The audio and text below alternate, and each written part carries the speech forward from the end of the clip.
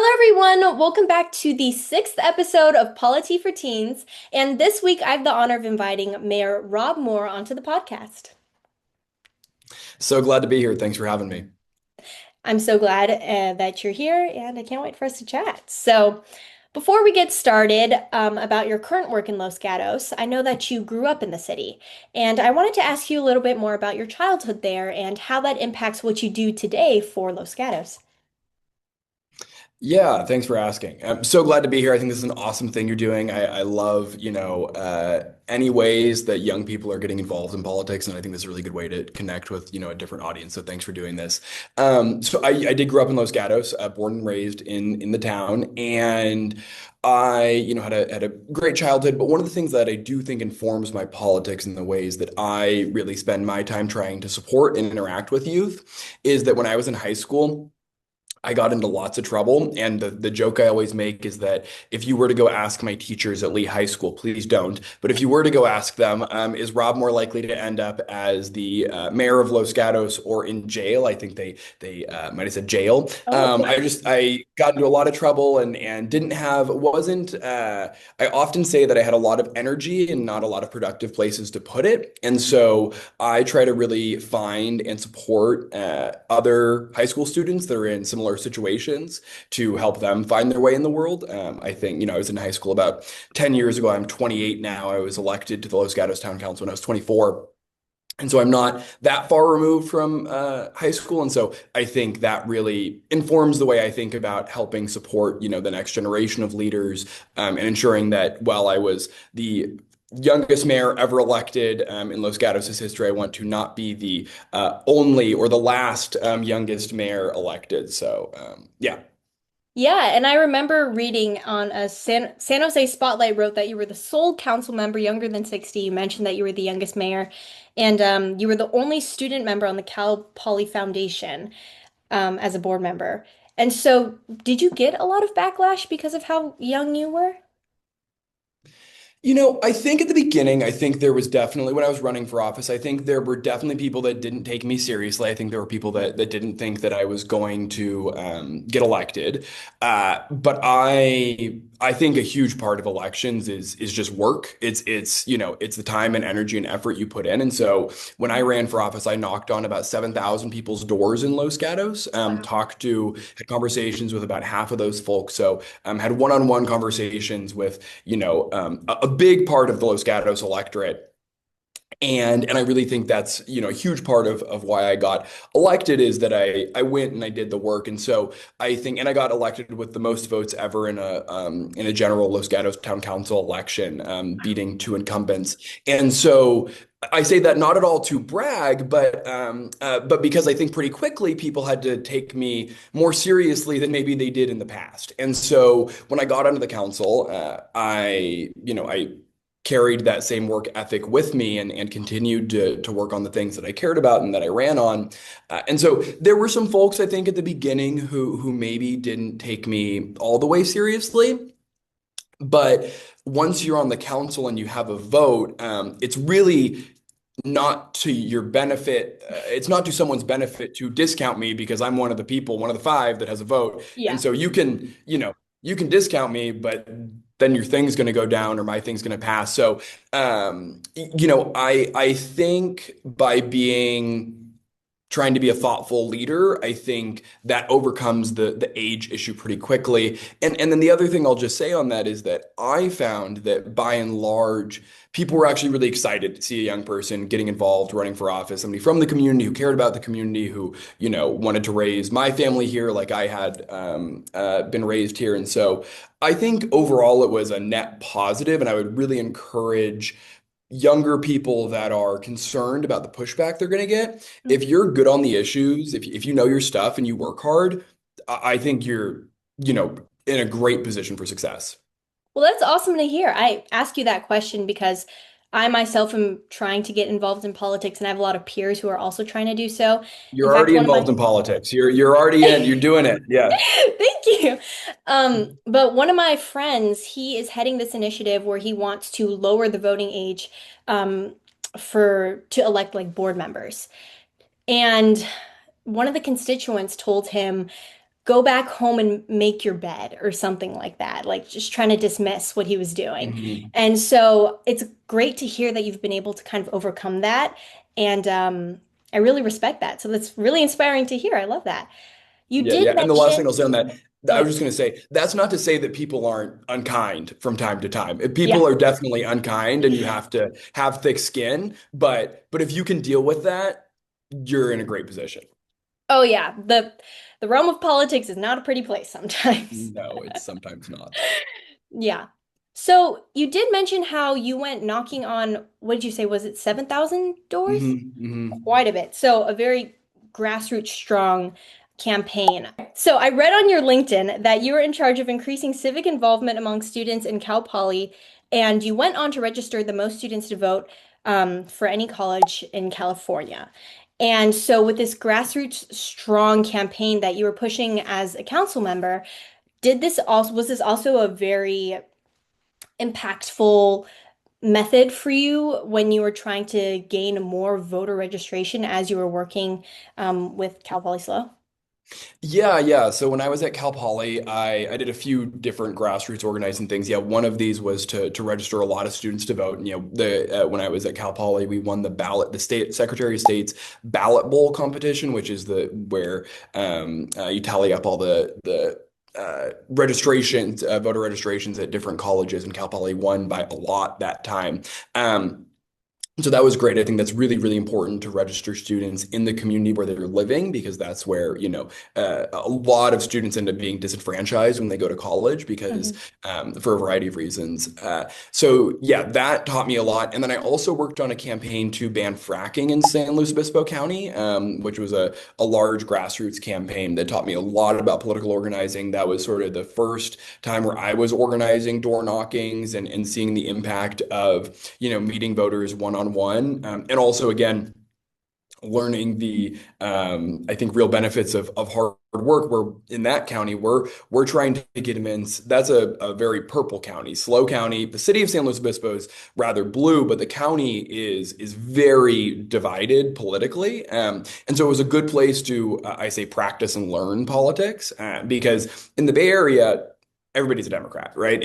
Or most people are Democrats. And so it was in slow, I had to learn a lot more about the power of persuasion and actually how to yeah, I think organize. And so yeah, all very valuable. I think organizing is one of the sort of key political skills for anyone. I think you see politicians that were organizers end up being really successful. Barack Obama was famously a community organizer in Chicago before he, became president of the United States. So, yeah, very, very, I think, valuable experience, especially young, early on. Yeah, I was actually going to ask you about your experience with the fracking ban, and you've had countless sustainability and like environmental policy initiatives. And so I wanted to ask you, what are you currently doing for the city of Los Gatos in regards to this? Yeah, I'm glad you asked. So we have I would touch on two big ones. One is that there's not to get too into the weeds on a technical political issue, but it's an important one. There are these regulations about what electrical requirements are required for new developments or renovations, where some cities are saying you can still build new houses with gas hookups and where you have a natural gas stove and natural gas, dryer and those sorts of things. In Los Gatos, what we decided to do was to essentially ban any new developments from having anything but all electric. And so, or mandating all electric. And so that's been, I think, very, and that's a really good, I think, policy win because I think that's actually how the Bay Area is going to move sort of across the board in the months and years to come because of some rulings that are going to happen at the air district. But in Los Gatos, it's really interesting. I had several conversations with developers in Los Gatos about this ahead of time, and they shared that not building anything that isn't all electric already. And so by mandating this, we're sending a really clear message, but we're also not necessarily hurting our business partners. We're just meeting them where they already are. And so I think that was a big win. And that's one of the bigger things that a local municipality can do is ensure that new development is green, and so that's because land use is a huge part of what local municipalities do. So that was a big one. The other one that is very much still a work in progress, but it's an initiative that I've tried to work on with youth, is educating folks about the statewide plastic bag ban in the state of California, starting in uh, January 1, 2026. Restaurants and other businesses are not allowed to give out plastic bags anymore. So when you get your takeout, it has to be a brown paper bag, not a plastic bag. As you can imagine, the enforcement of this is much harder than, to make the rule. And so, and just the education. We have a lot of businesses that, when we've talked to them, simply don't know that has changed. Oh, But when you are able to go out and educate businesses, especially when you're able to have youth in the community go out and educate businesses, it really helps them understand the importance of it and just know that it's a rule. And so the next time they go and buy, do their big purchase of what their takeout bags are going to be, it's a very easy decision. They're going to move from plastic to paper. Great. And so our Los Gatos Youth Commission has been working on this in educating businesses and letting them know. They award a environmental friendly business of the year.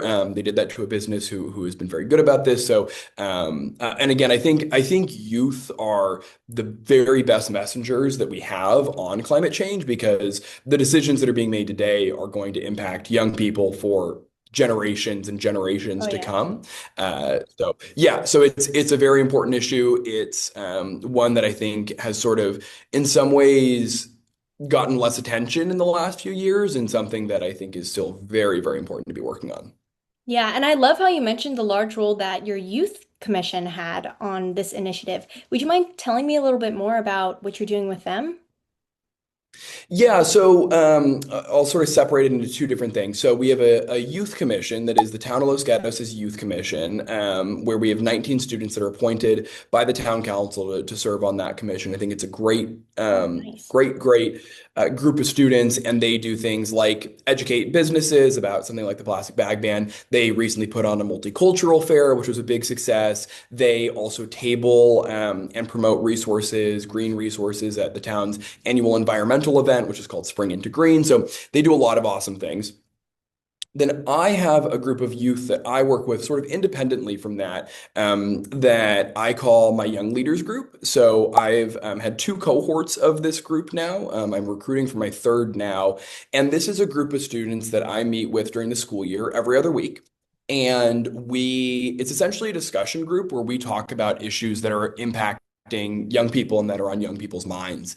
And so we discuss things from, the environment to AI to masculinity and femininity to how to be a good leader to, you name it. And all of the topics are selected by the students. And so we get together at the beginning of our cohort, have a big discussion about why they joined, what they want to talk about. And these 35 students and I then spend the semester having discussion groups where we bring in an expert on that topic, who presents, and then we facilitate a conversation about these things. And it's been amazing to see. The interest has been overwhelming. So the first cohort I did had over 150 kids apply, and Oh I my can only gosh. fit 35 students in the room I have. And I think there's something really valuable having a more intimate discussion where everyone in a given setting is in a given meeting is going to be able to talk. And so that's really important to me. So I've kept it relatively small, but they're great. And I get a lot out of them. I think the students do too. Yeah, just really enjoy that.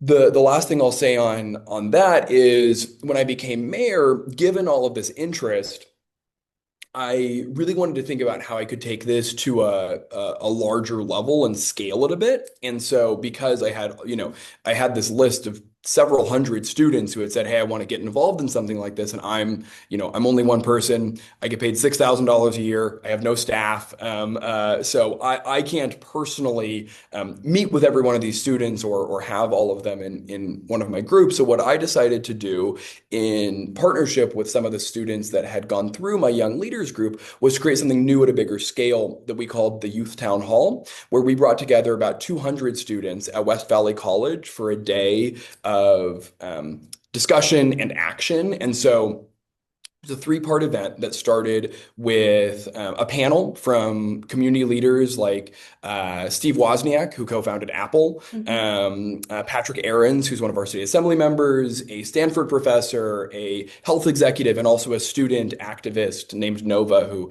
goes to Los Gatos High School. The students, the 200 students, heard from that panel and then got to ask them questions. And then after that, we fed them, and then they went out to 6 breakout groups on different topics that were selected by the students to sort of have their own young leaders group style discussions on healthcare, tech, finance, education, social justice, and so government. And then they had those discussions. And then the third part was bringing everyone back, sort of doing a debrief, and then sending them out to a resource fair that we had organized with organizations who had ways to get involved in each of those 6 topics. So the students could get involved in community work beyond that day. And so, yeah, I think that's been my proudest achievement as mayor so far, is organizing that event and connecting with all those students. And so, yeah, trying to continue to build on that momentum and find other ways to support the next generation of leaders. Yeah, that is such an awesome opportunity. I really love your idea about the whole town hall thing. We don't have that in Fremont because I'm in Fremont. I'm not in Los Gatos. So I might pitch that to our mayor because that is an awesome idea. I love that you created a space for kids to talk about political issues. It's so difficult to get kids my age to engage in that kind of thing if it's unprompted, because I think a lot of people think it's obsolete Mhm. or it doesn't really apply to them or it's boring. So it's awesome that you created that space for them. I really, really like that. Yeah, Um, it was great. I recommend any mayor or leader, anybody who has any sort of platform, to do that at any sort of scale. And I'll send anybody all the materials we created. I'll help you make it happen, because it was really, I mean, it was very personally fulfilling too. Like, this is very sappy, but I had no idea this was going to go. We kind of built this from the ground up, and it was very much student led. And so we had no idea. And so when the day came, and we were about to kick off the event, and this room is full of 200 students who were there to engage because of what we had done, I was like, oh, I need to make sure I don't cry during my opening remarks. Like, this is so moving. And so, yeah, just really, really proud of those students. And yeah, it's a really great, I think, model. So anybody else that's interested in doing it, hugely recommend, and would be happy to help. Well, thank you. That's awesome to hear. So I do want to pivot a little bit. You mentioned that in your cohorts, you talk a little bit about AI policy. And I read on your Mhm. LinkedIn that you supported legislation that regulated AI deepfake disinformation. And as you mentioned, AI and generative AI is a very pertinent issue to my generation. And so I wanted to ask you, as someone who's actively worked to regulate AI, do you believe that any legislation will be implemented in the future regarding generative AI and protecting our kids from this? Yeah, excellent question. Super, super important. I think it's not something that's being talked enough about at the local level. I hope so. I think, I mean, so some legislation has been passed in the state of California. I think its effectiveness is the question. I think the challenge is, you can say you need to put watermarks, right? You can say that you can't deep fake a elected official or whatever. But until that's actually implemented at the company, and the company starts getting fined, and or it's implemented at the national level, which seems unlikely, it's really hard to actually implement. So our state legislators are trying. The what you're referencing is a bill that Assemblymember Gail Pellerin passed about trying to regulate AI deepfakes from being used in elections, and so that became law. I think the challenge, of course, is if you make a deepfake of me, send it out, to a bunch of people, and it cost me my election.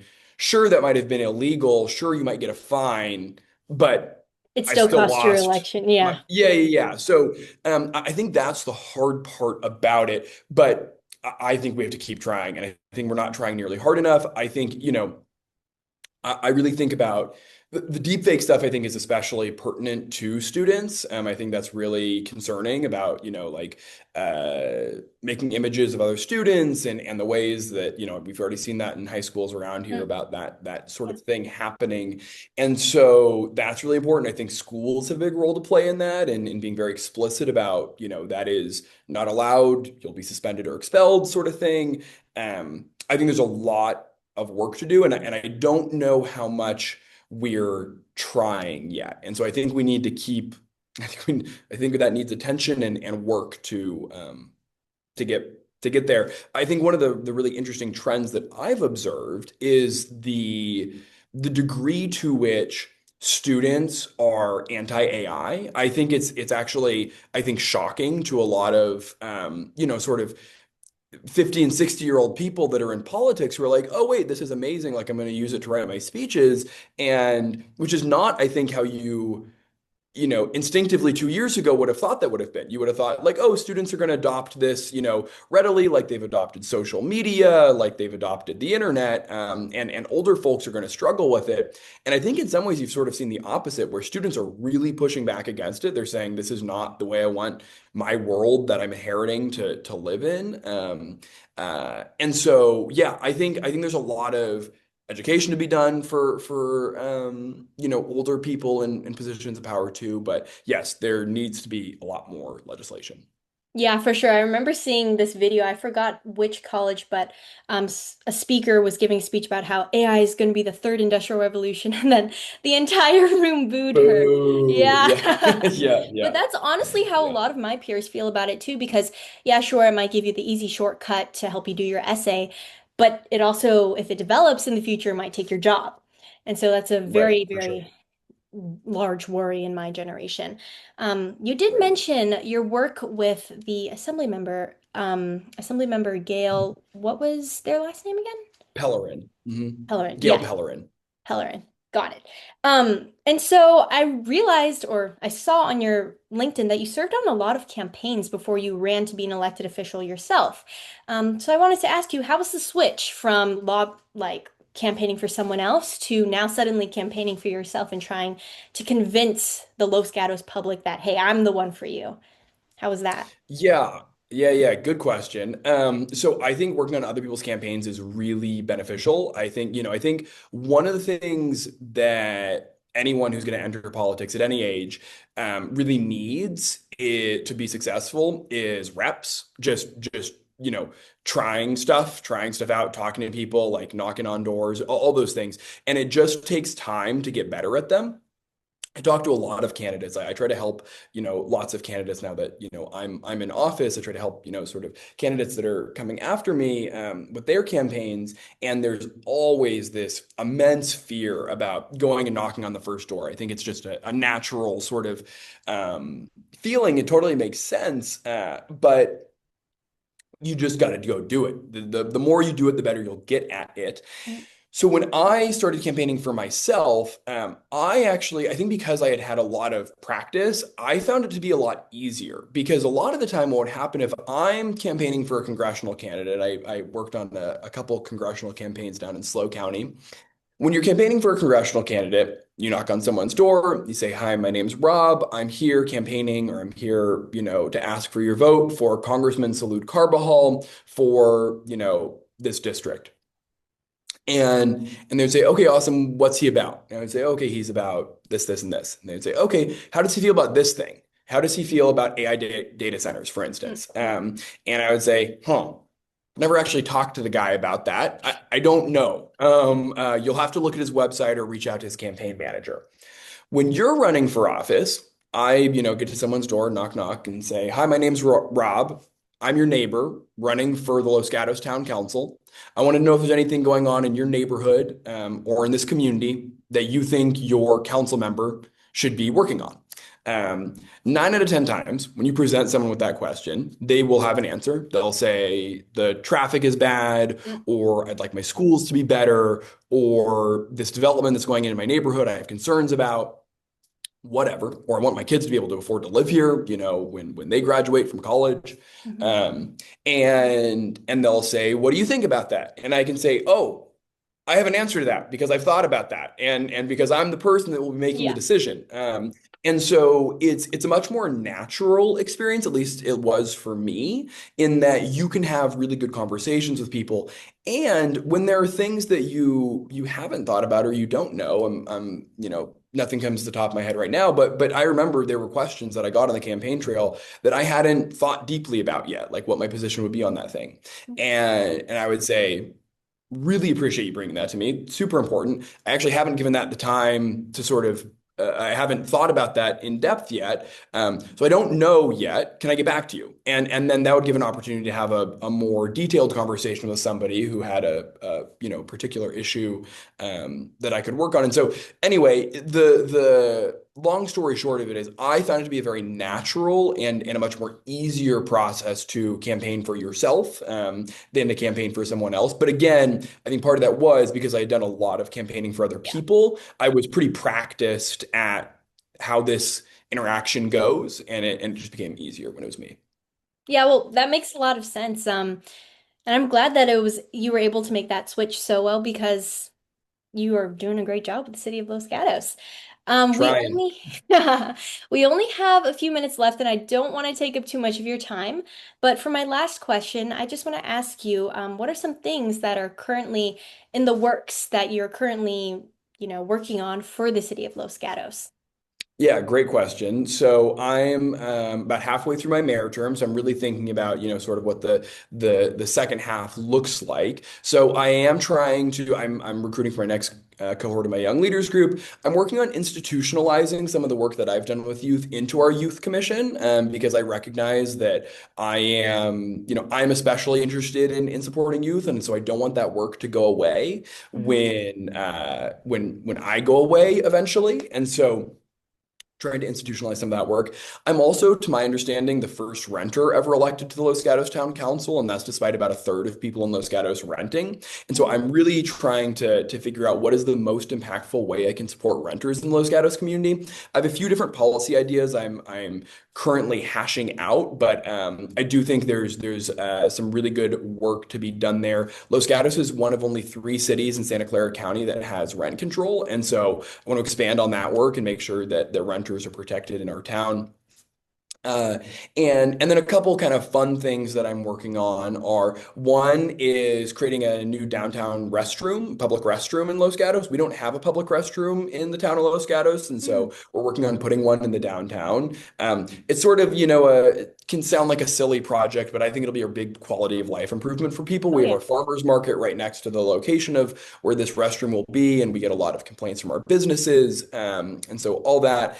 And then, sort of on that topic of businesses, I do these social media videos that I call "What's In, What's Out." They're very fun. And so I want to keep supporting and promoting and connecting with local businesses and really trying to find the sort of unsung hero businesses that might not be getting the attention and love that they deserve. So yeah, and I'll put this out in the universe to sort of manifest it. Really hoping that we can get funding for a this new walking biking path near a middle school that connects to what will become a community garden, funded. And so it's there's some issues with that project, but I really like to see it done. And so I'll leave you with that, is that I would love to see a new community garden, and walking biking path in Los Gatos.